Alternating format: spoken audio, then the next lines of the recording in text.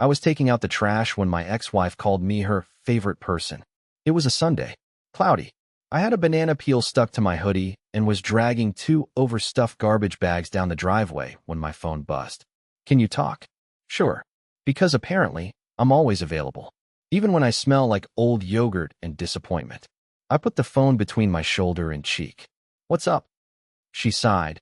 That kind of dramatic sigh that comes right before she drops something emotional and wants a full therapy session on demand. You're still my favorite person, you know that? I froze. Not because I was flattered, but because she always says stuff like that when she's about to ask for something enormous. And I was right. I'm 3 days late on rent, she continued. And my car is making this horrible sound again. I don't know what I'm doing anymore. Same script, different week. Ramsey, my ex-wife, has a gift for making chaos sound poetic. She could burn your house down and have you apologizing for storing matches near her candles. We've been divorced for 6 months. She left me. Said she wanted to explore herself. Said I was too available, too gentle, too emotionally responsive. Basically, I was too boring for someone who liked drama. But, and this is the part that makes me want to launch myself into space, she insisted we remain close friends. Even hugged me during the signing of the divorce papers and whispered, I'm so glad you'll still be in my life. I nodded like a desperate golden retriever. Because even then, part of me thought she'd realize how good she had it and come back. Instead, she took our blender, the white couch I loved, half my vinyl collection, including Fleetwood Mac's Rumors, which I call emotional theft, and moved into a 1-bedroom apartment downtown that smelled like incense and expired hope. The friendship thing? Yeah, it was her code for keep being my husband, but without the commitment or accountability. I was still helping with bills, still picking up her prescriptions when she forgot, still listening to her cry at 1:17 a.m. over guys who ghosted her after one date. I was her emotional support ex. And like an absolute idiot, I played along. Until I found out she'd been seeing someone. Not just someone, Callie. Her best friend. Our wedding's maid of honor. The same Callie who helped her write her vows. The same Callie who cried during our first dance and told me I was the most emotionally grounded man she'd ever met. That Callie. And suddenly it all clicked.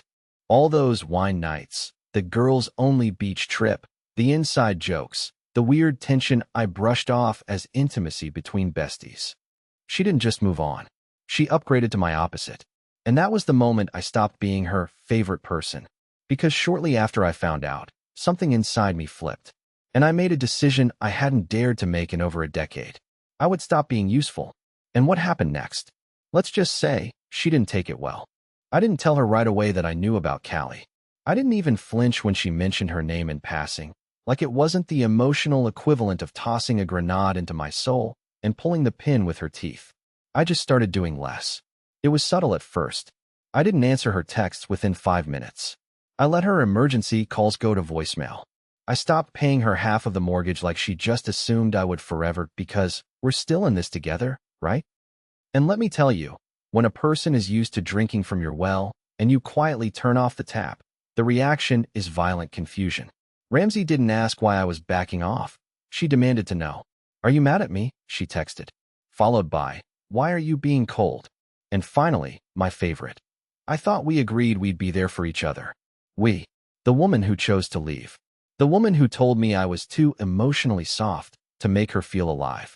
The woman who ghosted our marriage and rebooted her love life with her quirky bisexual best friend. She was now waving the we flag like we were still a team. No, Ramsey. We are not a team.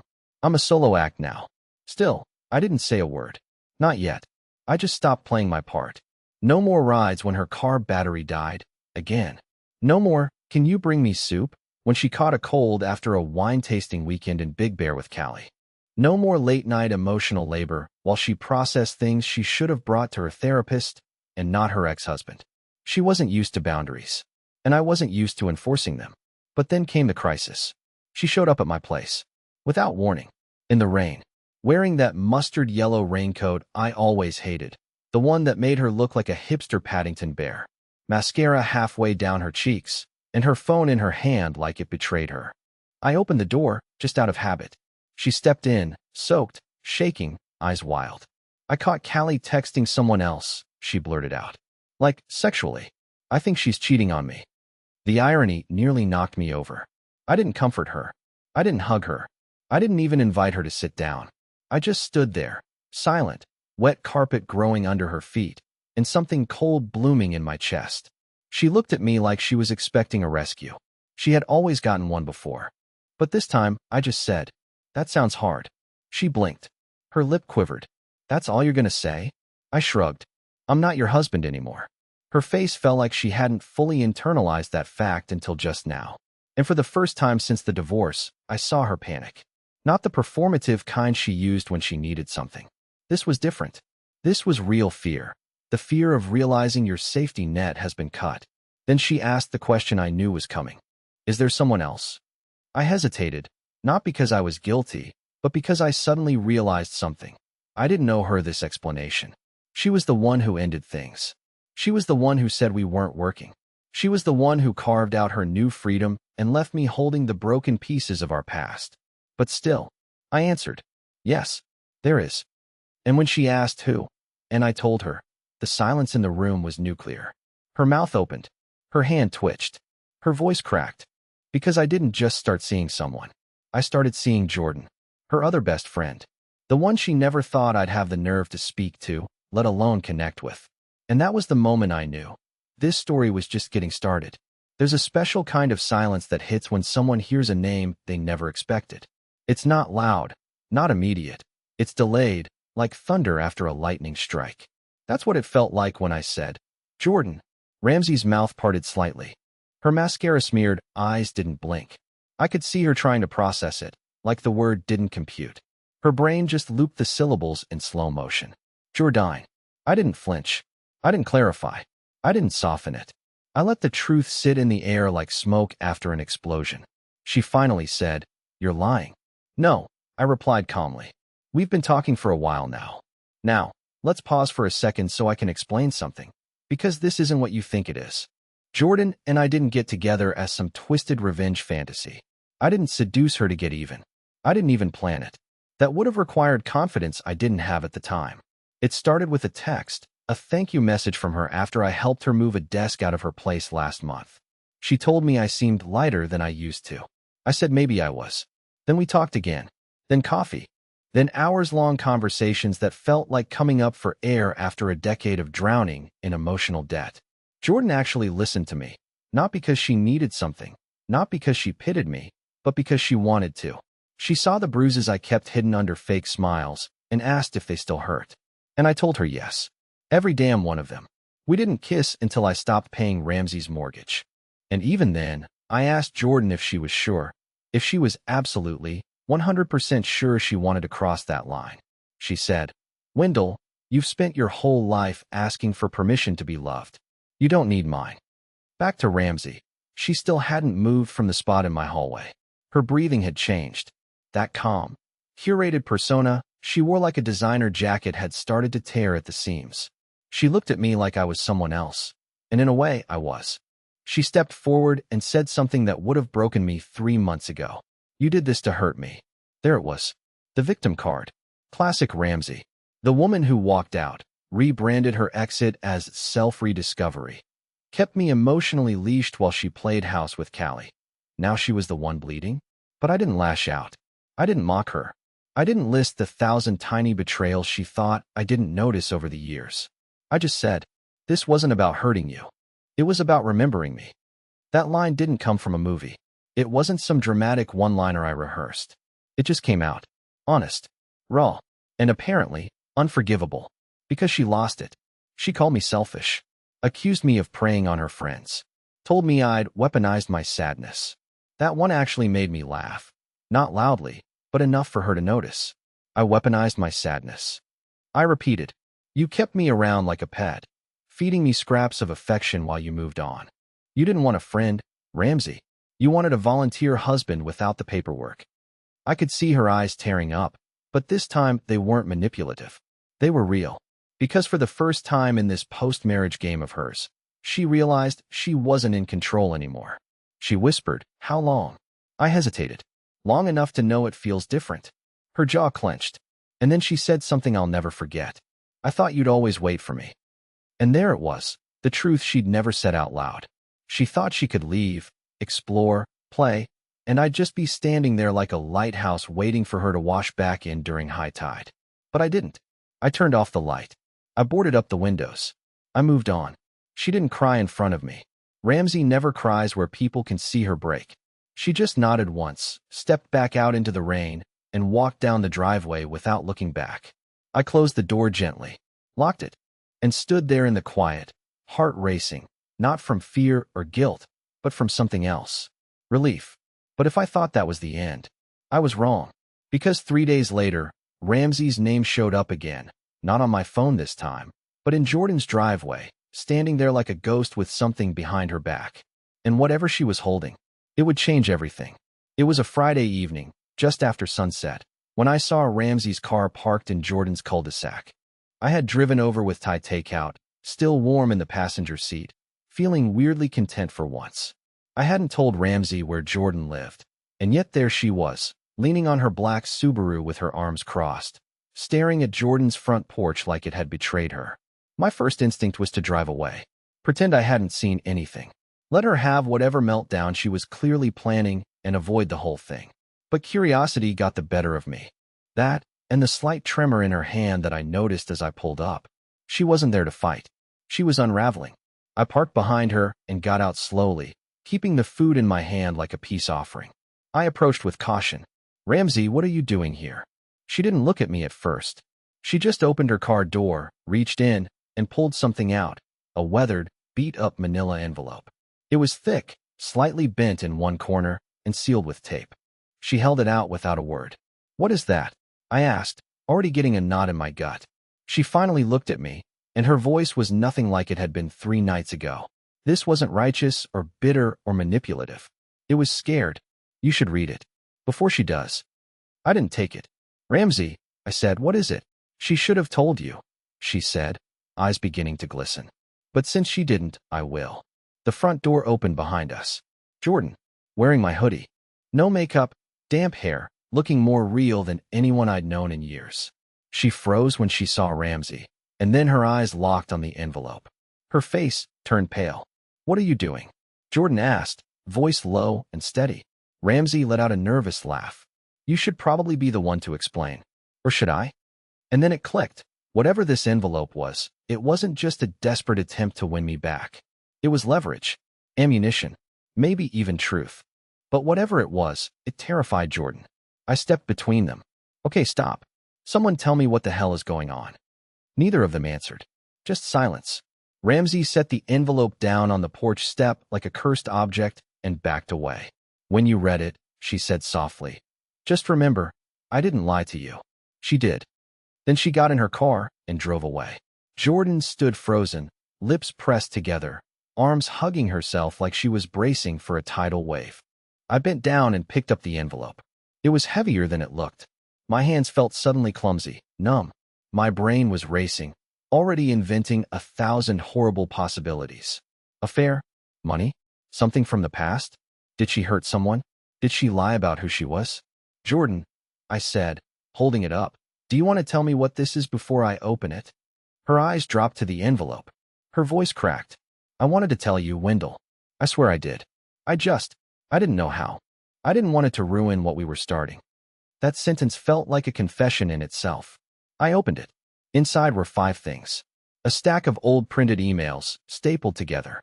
A photograph, slightly crumpled, faded edges, of 3 people, Ramsey, Jordan, and someone I didn't recognize. A hospital intake form. A paycheck stub with a name I'd never heard of. And a letter, handwritten, signed, and dated from 3 years ago. I read the first line of the letter. My mouth went dry. "If you're reading this, it means Jordan never told you about the night in Savannah." Savannah? I looked up at Jordan. She was crying. And suddenly, the woman I thought I knew, the one who helped me heal, who pulled me out of Ramsey's shadow, looked like a stranger. I sat on Jordan's couch for over an hour before either of us said anything. The envelope's contents lay spread out across the coffee table like evidence in a trial. I didn't even touch the emails yet. My brain was too stuck on the letter. I'd read it 3 times and still couldn't make sense of what it meant. Not emotionally. Not morally.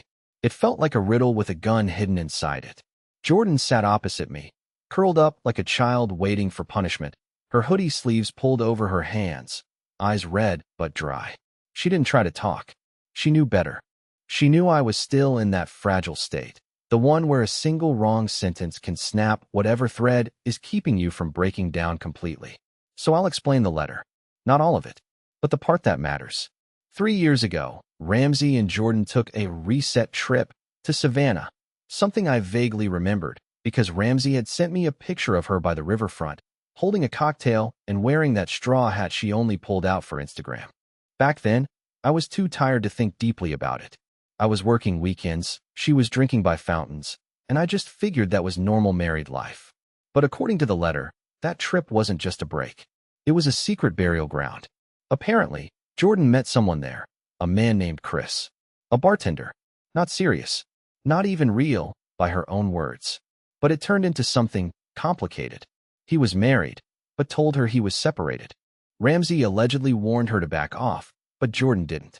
For 3 nights, it was some kind of whirlwind, full of blurred lines, bad decisions, and secrets between best friends. Then something happened. The letter never said exactly what, just that it changed the energy between them forever. Ramsey apparently blamed Jordan for what followed. She didn't spell it out, just said she lit a match and walked away from the fire before it exploded. After Savannah, the friendship shifted. Ramsey pulled away. Jordan got quiet. Then, months later, Ramsey showed up to our house with a bottle of wine and said she just needed to be around someone simple for a while. That should have been a red flag, but I was too starved for connection to question it. And here's the worst part. The hospital form in the envelope? It was from a psychiatric intake in a facility outside Atlanta, dated 2 months after that trip. Jordan's name was listed as the emergency contact. Ramsey's name was on the form. Under reason for evaluation, the words, possible suicidal ideation, triggered by interpersonal betrayal. I sat there with that paper in my hands, my stomach in knots, my heart hammering. Because for all of Ramsey's flaws, for all the ways she used me, I never imagined her being on that edge. And I never imagined Jordan keeping this from me. Not once during our late-night conversations, not once while we shared pain like it was a currency, did she even hint that there was this level of history between them, this level of darkness. Why didn't you tell me? I asked her finally, my voice barely audible. She took a long breath before answering. Because it didn't start out like a lie. It started out as a story I didn't want to relive. I didn't respond. She leaned forward, hands shaking now. Wendell, I didn't know what Ramsey was going through when we got back. She wouldn't return my calls. She iced me out, and I thought maybe I deserved that. But when she got admitted, I blamed myself for a long time, until she sent me that envelope. Months later, out of nowhere, it felt like a warning, like she wanted to make sure I never forgot what I did. But you still got close to me, I said, eyes locked on hers. You still stepped into my life again. After all of it, after knowing what it did to her. I didn't plan to, she said, tears finally falling. But then you were there, and you were kind, and broken, and I thought maybe if I loved you the right way, it could mean something, that I could fix at least one thing I ruined. I wanted to scream, but I didn't. I wanted to break something, but I didn't. I just sat there, feeling every part of myself collapse inward, because now I didn't know who to be angry at. Ramsey, for manipulating the moment? Jordan, for rewriting our foundation? Or myself, for falling into yet another woman's broken orbit and convincing myself it was safe? The answer was probably all of the above. But here's the kicker. As I was about to speak, to tell Jordan to leave, or that I needed space, or that I couldn't even look at her, her phone buzzed. She didn't move. I looked. It was a message from Chris, the bartender from Savannah. And suddenly, everything shattered in a way I hadn't even imagined yet. I didn't mean to look at her phone. It was face up on the armrest beside her, and when it buzzed again, same sender, same name, I instinctively glanced at it. Maybe it was curiosity. Maybe it was self-destruction. But the moment I saw Chris, Savannah, light up her screen, every part of me froze. Jordan didn't reach for it. She didn't rush to silence the notification, or hide it, or make an excuse. She just looked at me, and that told me more than anything else could have. You're still talking to him? I asked, my voice flatter than I expected. She swallowed. Her face looked like it was preparing for another punch. Not like that. I haven't seen him in years. But you're still in contact? I didn't think it mattered anymore. The words hit like gravel in my mouth. She didn't think it mattered.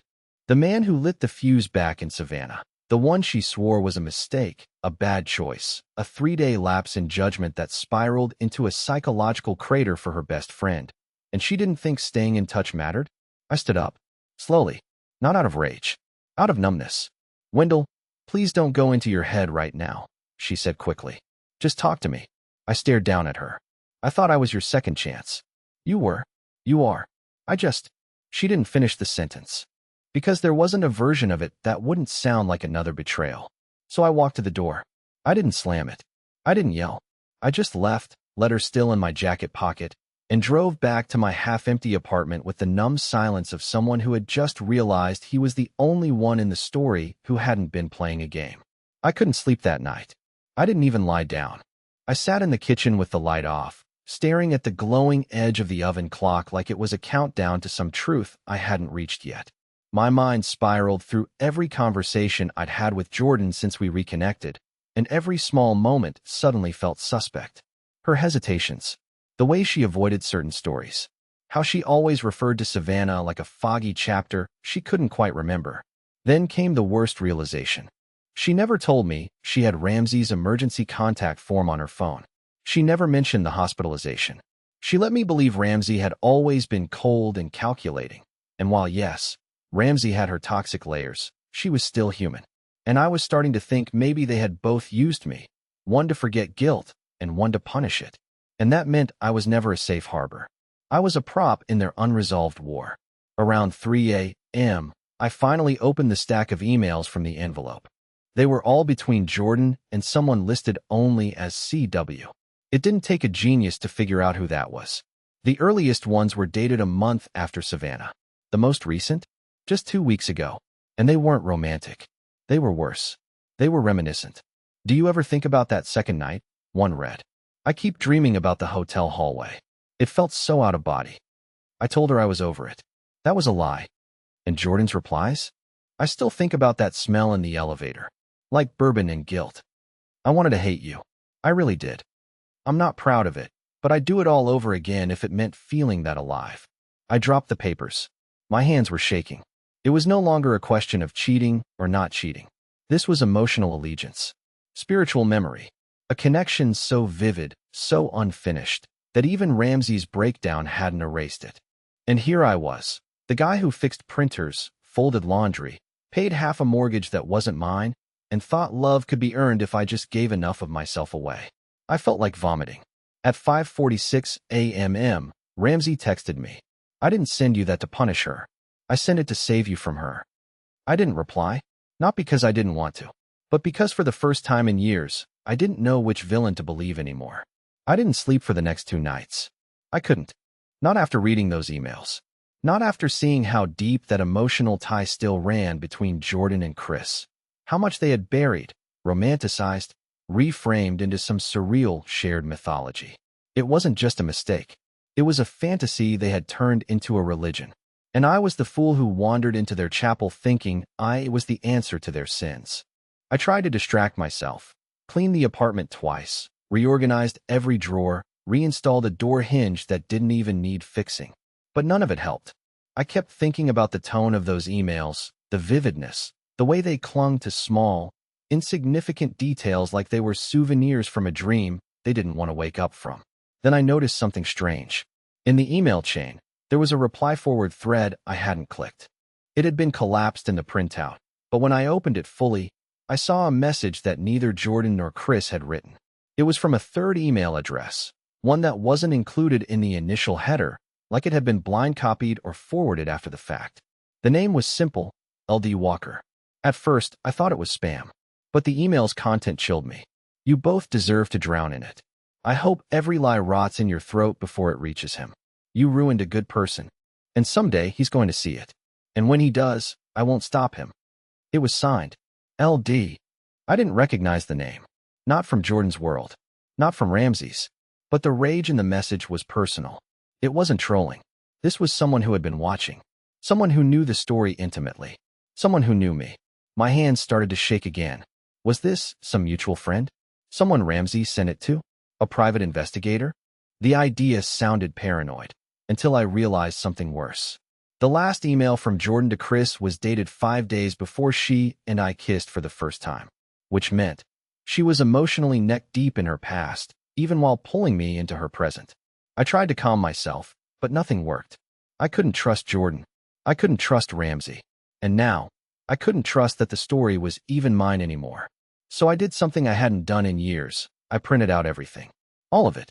The emails, the forms, the photos. I laid it all out across my floor like puzzle pieces. Then I started drawing lines. Literal lines. Red Sharpie. Just to make sense of who knew what, when. It didn't help. But in that chaos, something clicked. I remembered a photo from years ago. A group shot. Ramsey's birthday.